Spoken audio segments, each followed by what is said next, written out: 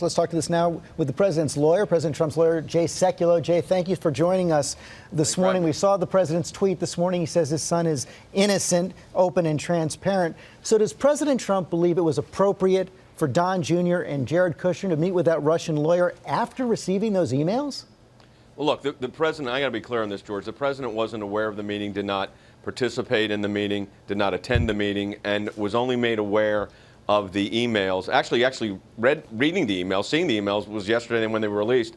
But very, very recently is when the lawyers, our legal team, briefed the president on this. So that was very, very recent. So here's what you have, and you've been in this situation. But I asked you if the president thinks it was right, if he thinks it was appropriate.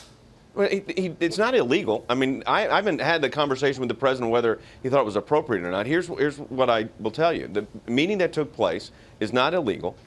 These kind of meetings take place. Hillary Clinton's campaign, as you know, and the DNC received information from the Ukrainian government against who? Then the Republican nominee, Donald Trump. So the meeting itself and what took place at the meeting doesn't violate the law.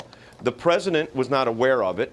Donald Trump Jr. said in retrospect he would look at it differently today. But you got to put yourself in the position they were in, and you've been in the position. They're in the middle of a campaign for the presidency of the United States, and as you know, you have dozens of meetings every day. This was a 20-minute meeting, and evidently the meeting was arranged for one purpose, and the lawyer, Natalia, said she didn't. Let me stop you right there, Jay, sure. because you mentioned people being in meetings. In fact, other campaign operatives have been in meetings like this in the past, and they've done very, very different things. When Al Gore's campaign in 2000 got a stolen briefing book from George W. Bush, they called the FBI. I can't believe anyone I've worked with in campaigns, if they got an email saying the Crown Prosecutor of Russia has information, official documents and information that would incriminate Hillary and her dealings with Russia that would be very useful to your father, and that it's part of the Russian government support, the Russian government, an adversary of the United States. He gets that email and says, I love it. The president believes that's appropriate? No, I didn't say that. The president was not aware of this, George, until very recently by his lawyers and did not see the email when we all saw it yesterday. So to put this in the president's lap, I think is really inappropriate. Number one, as I said, the president wasn't aware of the meeting, didn't attend the meeting, and did not find out about the email exchange until very recently, and no one saw on my side. I had not seen the emails, for instance, as one of the lawyers, until yesterday when they were released. That does raise another set of questions. So the New York Times is reporting this morning the president signed off on the initial statement on Saturday, on the initial statement from Don Jr.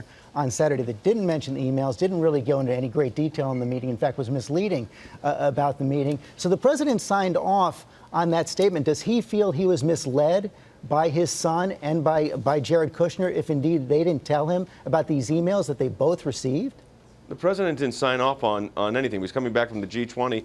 The statement that was released on Saturday was released by Donald Trump Jr., and I'm sure in consultation with his lawyers. The president wasn't involved in that. Well, the New York Times says that he was involved in it, that several people on the plane were involved in it as well. So you're disputing That's incorrect. That account from the New York Times. Yes. You've also seen these questions about whether the president knew anything about this meeting at the time. I want to show again that statement from the president, which came out. He made the statement right before the meeting, after the emails had been received by Don Jr. Let's listen.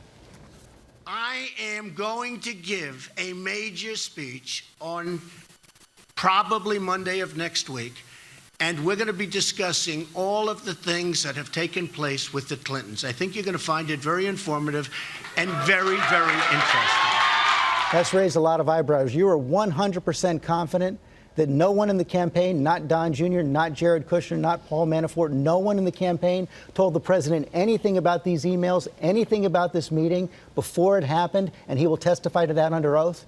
Well, I'm not talking. No one's testifying. I asked them to testify under oath on this, so I don't know how that's coming into the picture. The president was not at the meeting, was not aware of the meeting, did not participate in the meeting, and as I said, was made aware of the email exchange. And when it was released yesterday, he was briefed on it earlier by his legal team, but very recently. So the president, I'm not worried about the president testifying on anything here, because the fact is the president wasn't involved. So, there's another aspect of this, George, and that is, if you look at the situation as presented in the emails, there is no illegality. I mean, most of the lawyers that have come on the networks have acknowledged that this isn't illegal. There's no illegality involved here. So to put this statement about the president coming under oath, on what? I mean, that would be the question here. So, well, we know it's this being is a situation- investigated by the Sure. special counsel, and I was asking you whether you thought Well, and whether he's the not- you know, president you thought keep- it was appropriate, by the way, not whether it was legal or illegal.